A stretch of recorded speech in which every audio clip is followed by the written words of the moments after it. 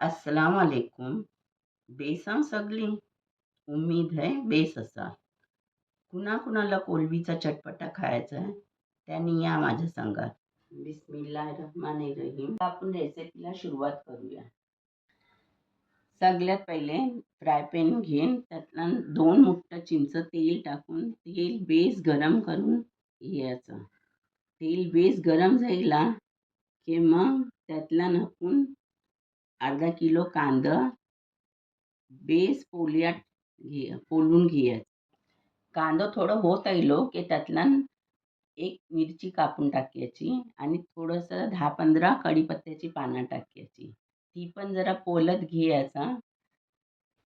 कांदा होत आलो की मग आपल्याला जितका जरूरत आहे त्यातला त्या हिशोबाने मीठ टाकायचं. अर्धी पळी हळदीची पावडर टाकायची.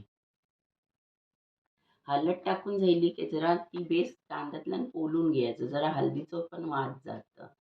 त्याच्यानंतर मग त्यातला 2 टमाटर बारीक कापून टाकायचं. त्याच्यानंतर त्यातला 1 चमच आलं लसणाची पेस्ट टाकायची.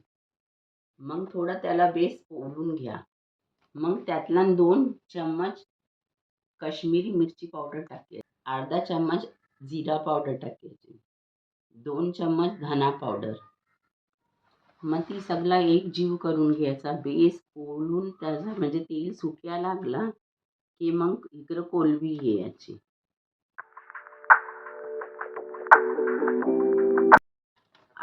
आता यातला मी अर्धा किलो कोलंबी टाकताय. बेस साफ धुवून बिवून घेतलाय. मग त्यातला थोडासा पाणी टाकायचं आणि जरा हलवून घ्यायचा.